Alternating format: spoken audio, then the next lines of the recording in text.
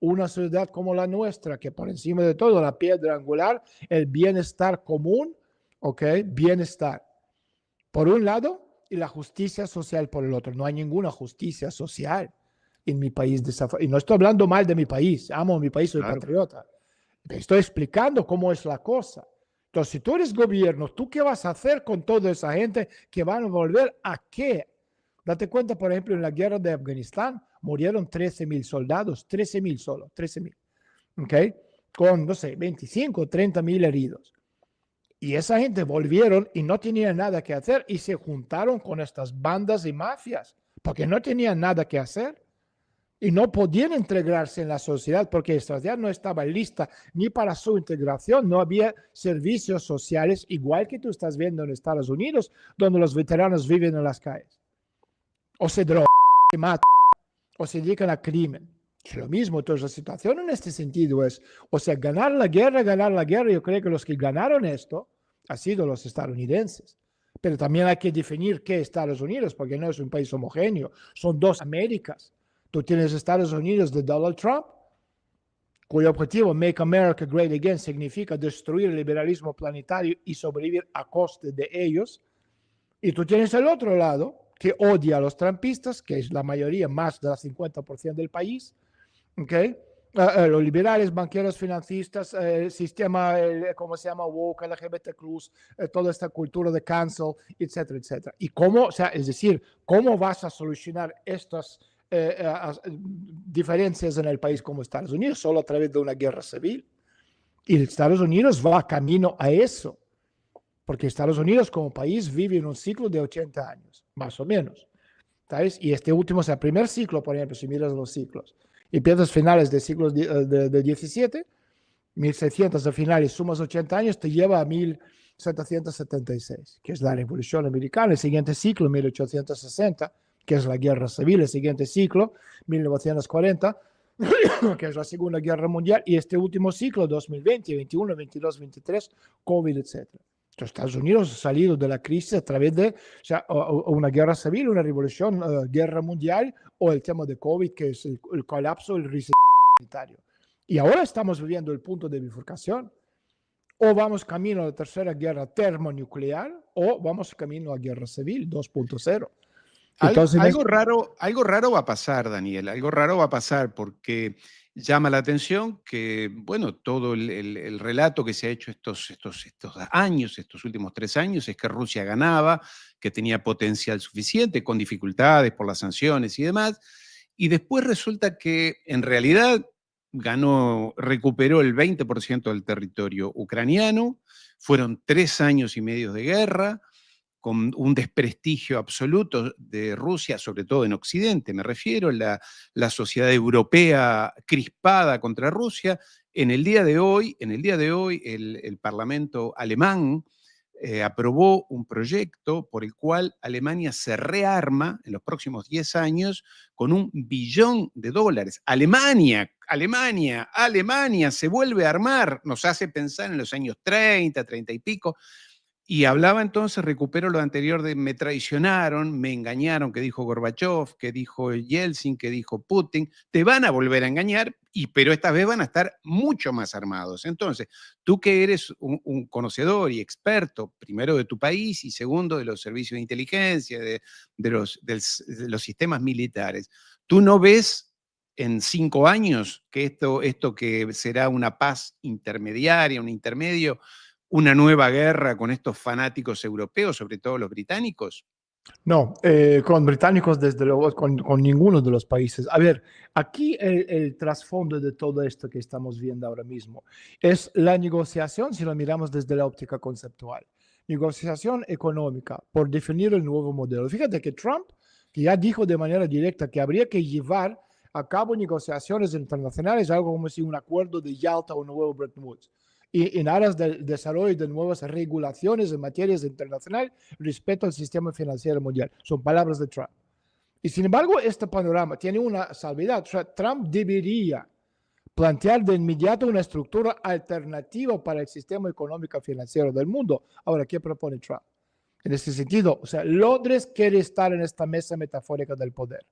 En primer lugar que propone Trump es la regionalización de la economía mundial. O sea, la consecuencia es que los países desaparecerán en pro de crear bloques económicos. Entonces, estamos yendo de globalización, que ya no existe más. Siguiente paso, regionalización económica. De hecho, Brexit y Brexit han sido los dos intentos de regionalizar la economía. Y en el segundo lugar, la creación de monedas regionales, que sea el dólar, rublo, yuan, rupee, peso, libra, etcétera, etcétera. Sin embargo, o sea, desde el punto de vista técnico, la creación de monedas regionales supone un importante problema porque hoy en día los mercados son en principio globales y el sistema de riesgo crediticio y del riesgo aseguradora no están regionalizados.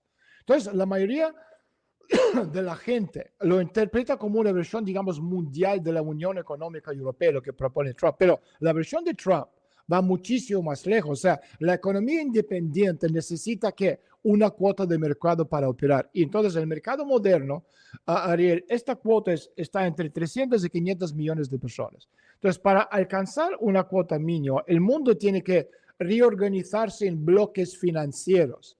Y cada bloque debe usar su propia moneda regional. Entonces, hay varias propuestas sobre la mesa. Tú tienes Estados Unidos, Canadá, México, lo que antes se llamaba NAFTA. Esto sería un bloque. América del Sur sería otro bloque. El eje París-Berlín, otro bloque. China por un lado, India por un lado, los ingleses con el mundo árabe, Rusia dividido en la mitad de forma o sea, necesaria. Entonces, Rusia occidental se uniría con Irán, Turquía, los Balcanes, etcétera, y Rusia lejana con los dos Coreas y Japón. Ahora, por desgracia, ni Trump ni los aislacionistas, porque Trump es la cara, es importante entender, Trump no es una persona. No estoy hablando de extraterrestres. Trump es la cara de un proyecto civilizatorio, un proyecto global. Detrás de Trump tú tienes los nacionalistas, industrialistas, aislacionistas, y nadie tiene una idea clara de cómo va a funcionar este sistema, porque por primera vez, ¿okay? O sea, de hecho lo que estamos viendo ahora mismo, lo hemos visto dos veces en los últimos 2000 años. Primero entre los siglos 4 y 6, cuando murió el viejo imperio romano y apareció el feudalismo, y después con la muerte del feudalismo, okay, da igual, entre los siglos 16 y 17, estamos hablando del modelo capitalista actual que está en su lecho de muerte. Y no tenemos el lenguaje para explicar lo que viene a partir de ahora. Es decir, en el caso de producirse una subida brusca, por ejemplo, de los tipos de interés, el mundo se sumiría en el caos y se quedaría bastante tiempo en ese enquistado, en este estado, en realidad de forma indefinida. Y la otra opción, que experimentase una subida gradual, no solo permitiría al sistema financiero, o sea, adaptarse a los tipos de interés más altos, aunque de todos modos fuese imposible cancelar todas las deudas, sino también dar tiempo para desarrollar una estructura financiera alternativa. Entonces, esto me lleva a tu pregunta. Habría que explicarlo esto por una razón muy sencilla. O sea, lo que quiere Londres, lo que quiere Berlín, lo que quieren los demás jugadores es sentarse o tener derecho de sentarse en esta mesa metafórica del poder, Yalta 2 o Bretton Woods 2. O sea, dado que es imposible organizar conferencias a nivel de Nueva Yalta o Nuevo Bretton Woods sin una gran preparación, se necesitaría muchísimas conversaciones preliminares para trabajar en el programa y el sistema. Ahora, ¿quién sentaría en esta mesa del poder? Se sentarían los ganadores. Estados Unidos, China, Rusia como líder de esta Unión Económica Euroasiática y la India. ¿Ok? Ahora, Europa difícilmente, dado que no está nada claro quién sería su representante, porque Europa ya no es un sujeto, es un objeto. Entonces, Nueva Yalta o Nuevo Bretton Woods son escenarios estrictamente aislacionistas, en contraposición a los financieros que controlan Europa hoy en día. Por lo que las élites financieras que antes de la llegada de Donald Trump controlaban Estados Unidos, con Biden, con toda esa gente, ¿ok? Deberían quedarse fuera del proceso. Y sin embargo, los procesos puramente económicos en general tendrán continuidad. Entonces, ni Trump ni los financieros quieren una escalada de los tipos, porque para los financieros, o sea, cualquier escalada supondría una derrota, porque puede causar un colapso de los que los deja arruinados y sacados fuera del juego. Y por esto van a resistir al máximo tiempo posible, pero a su vez no pueden quedarse de brazos cruzados, porque incluso, o sea, un desarrollo gradual implicaría también una derrota para ellos. Y por ese motivo, se centrará en dos áreas. En primer lugar, necesitan crear una situación de fuerza mayor. ¿Qué es una fuerza mayor? Pues una guerra nuclear, una guerra grande, un ataque terrorista importante tipo 11 de septiembre, un meteorito, Godzilla apareciendo del fondo del mar, los extraterrestres invadiendo el planeta Tierra, ¿ok? Cualquier cosa.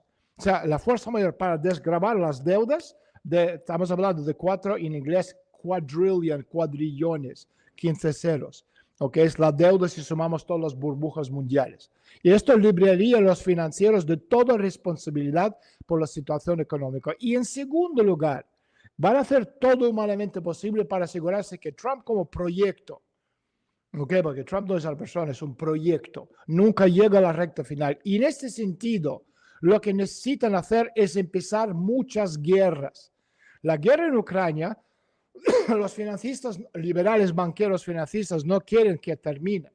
Y por eso, aunque Trump y Putin pueden llegar a un acuerdo, esto no quiere decir que esa guerra termina, porque esta guerra es necesaria para Londres, para París, para Bruselas, para Europa, para Alemania, para Polonia, para las élites financieras, para los sorositos clintonoides, para todos estos ONGs que aún están operando, para los servicios de inteligencia que están en el mismo saco con los financistas liberales. Entonces, ¿qué está haciendo Donald Trump? O sea, crea un nuevo marco de seguridad global que definitivamente incluiría tanto a Rusia como a Estados Unidos y seguramente también a China.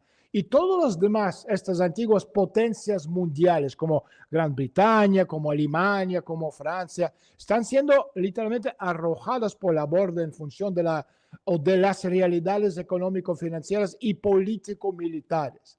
Otra cosa que está haciendo Trump al destruir tanto las instituciones globales como las alianzas político-militares de Estados Unidos, sobre todo de la OTAN en la Unión Europea. La gente está diciendo, pero ¿cómo es eso? Trump es uno de los nuestros, fíjate, OTAN, no sé qué, es todo uno. Está destruyendo, ¿por qué? Se está deshaciendo de las infraestructuras militares, políticas, comerciales, económicas, entre otras, innecesaria y parasitaria que frene el desarrollo de Estados Unidos que quiere Donald Trump.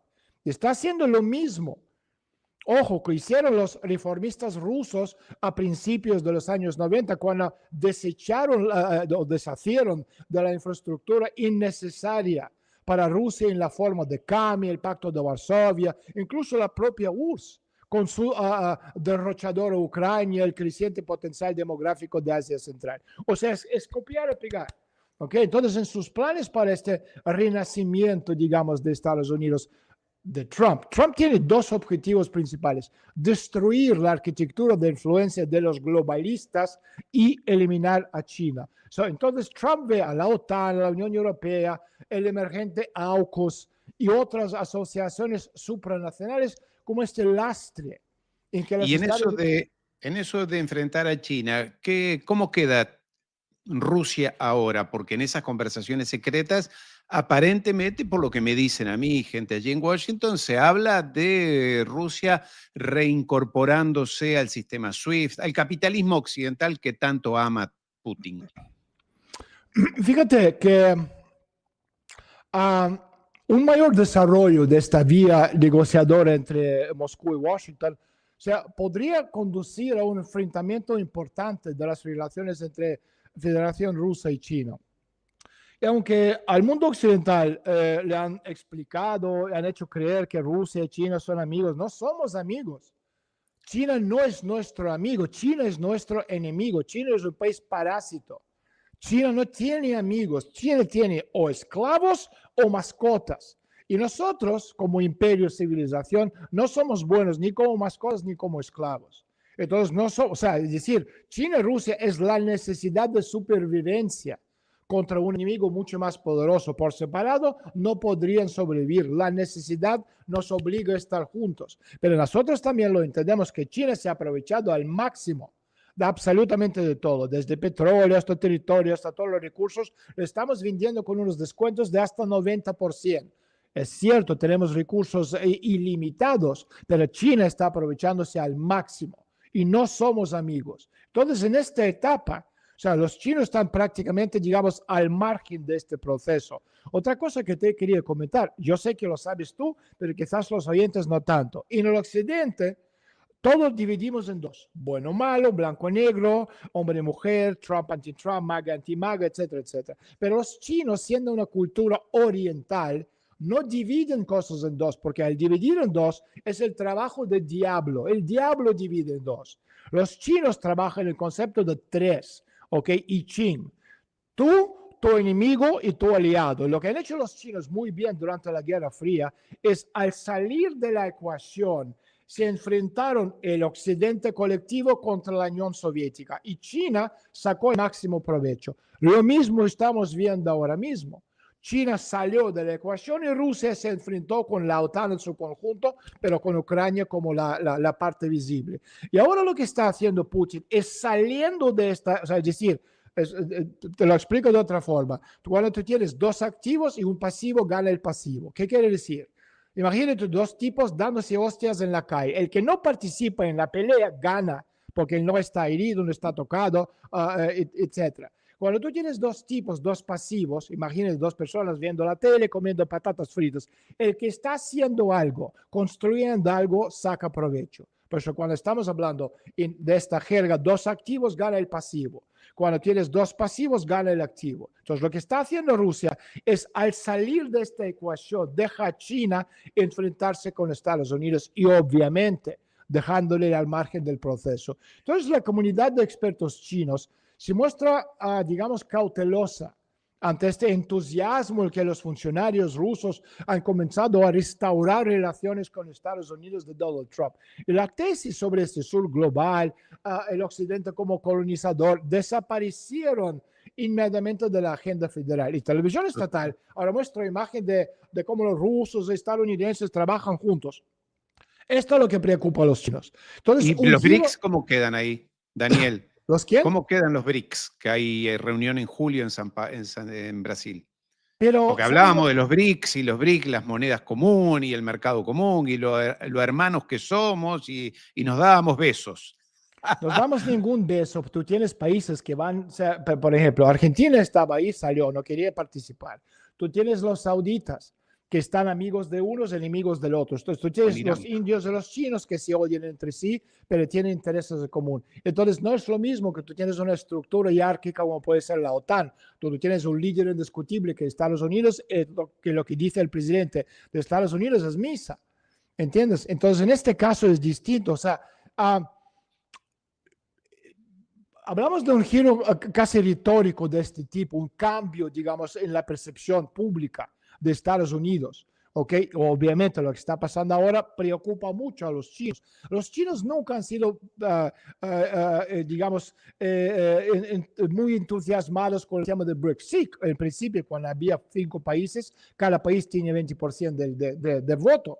Pero ahora mismo, cuando tienes un número, yo no sé cuántos son ahora mismo, 53. Entonces, los chinos no quieren esto y quieren destruir esto por dentro y sabotearlo porque no les interesa, porque ellos pierden su participación de voto en cuanto a los BRICS. Entonces, BRICS es una cosa, una estructura ideada, pero que no tiene, o sea, un fin, digamos, con una poderío como podría ser la OTAN o como puede ser el G7. ¿Entiendes? Es otra cosa completamente distinta que hay por definir exactamente qué va a ser. Yo no veo BRICS, o sea, convirtiéndose en un arma letal donde Rusia y China lideran, digamos, este renacer del sur global, porque muchos de los países del sur global, al primero que Estados Unidos le dice, por ejemplo, a Maduro en Venezuela, ven, te perdono todo, bésame la bota y te voy a permitir entrar, Maduro está corriendo a Estados Unidos o no. Y Putin también, ahora. Yo creo que no. ¿Sabes lo que pasa? Que el Putin, o sea, nosotros tenemos que definir qué somos. Somos también, si Estados Unidos está en el punto de bifurcación entre la Tercera Guerra Mundial y Segunda Guerra Civil, nosotros tenemos que definir qué somos. Somos Moscú Tercer Roma, que es el proyecto conceptual del Vaticano, o somos la tercera horda de Chingis Khan. A Putin no le gusta Asia, no le gusta China, no, o sea, no tiene otra, es decir, nos cerraron las puertas al occidente, entonces solo le queda China y compañía. Él es la élite de San Petersburgo, ¿no? Exacto, pero o sea, Putin pasó sus años digamos, de oro como agente de contrainteligencia militar rusa de la KGB en Alemania. Entonces le encanta Alemania, le encanta Schiller, le encanta la cerveza alemana, le encanta hablar alemán. Él quiere esto, él quiere ser parte de Moscú Tercer Roma, pero no nos dejan entrar en Moscú Tercer Roma, entonces no tenemos otra que convertirlos en la tercera horda de Chingis Khan. Aunque dicho eso, Ariel, no somos europeos, somos asiáticos en gran parte. Si tú miras el mapa de Rusia, ¿okay? O del imperio ruso, somos asiáticos, no somos europeos. Nuestra forma de pensar, nuestra forma de actuar es mucho más asiática que europea. Por eso nos resulta muy complicado. Sí, tú puedes hablar de la élite, pero la élite tiene su dinero en los bancos occidentales por razones muy sencillas, porque ellos quieren ser como los americanos, como los británicos, formar parte de esta élite. Y de esta forma nos engañaron en los años 70 y 80, empezando por el Tratado de Acuerdo de Helsinki, porque la élite estúpida, burocrática, soviética, la nomenclatura, quería sentarse en la misma mesa del poder con la élite occidental, cuando nosotros teníamos nuestra propia mesa con 43% del mercado mundial, como Unión Soviética, satélites. No era suficiente. Queríamos sentarnos en la mesa con el Occidente y ser reconocido por ellos. Y Como esto es Pedro el algo, Grande, que quería imitar a Occidente, porque esto viene de antes de los soviéticos, ¿no? esto Ya viene de toda la historia del año de Rusia sí. zarista. Y Han quedado millones de temas. No hablamos de Crimea, no hablamos de Turquía, no, mira, bueno, no hablamos de Siria. si quieres comentamos rápidamente um, el tema de Turquía, que yo considero un tema Por muy favor. importante Sí, porque tú has visto la noticia, ¿no? sí, Que he visto las noticias y Turquía es todo un tema para los rusos, ¿no? Porque además comparten allí el Mar Negro, el acceso al Mediterráneo. Turquía sueña con algo, aquello del Imperio Otomano, recuperar las repúblicas de Asia Central, en fin, es todo un tema, ¿no? o sea, Turquía. Turquía por encima de todo, ahora mismo salió la noticia oficial del Ministerio de Asuntos Exteriores turcos que no reconocen la anexación de Crimea por parte de Sí. Rusia y consideran Crimea parte de su territorio. O Pero sea, si estábamos complicados, ahora se complicó más todavía. yo te lo voy a explicar y quizás la próxima vez podemos ahondar más. O sea, el problema estratégico de Turquía es falta de centro único religioso. ¿Okay? O sea, Erdogan no puede hablar en nombre del mundo musulmán porque esa estructura que él controla, más o menos reconoce el 25% de este colectivo islámico a Erdogan como su líder. Entonces, estamos en medio de una crisis de Islam tradicional y la desaparición de esta identidad nacional debido al uso del radicalismo global agresivo. O sea, Turquía ya controla, mejor dicho, influye a varios países, históricamente hablando, Grecia, Bulgaria, Serbia, también Rumanía, pero para restablecer su imperio otomano, y repito, detrás, de la misma forma que detrás de Zelensky tú tienes Londres, detrás de Erdogan y los turcos también está Londres. Y el Los proyecto hermanos musulmanes, ¿no? no exactamente hermanos musulmanes, pero o sea, el proyecto de Gran Turán es el proyecto por encima de todo de Londres, usando de la misma forma que están usando a Erdogan, la cara de Erdogan están usando a Zelensky como la cara del proyecto de Ucrania como anti-Rusia. Entonces, pero para establecer este imperio otomano hace falta los países árabes del sur que una vez formaron parte del Imperio Otomano.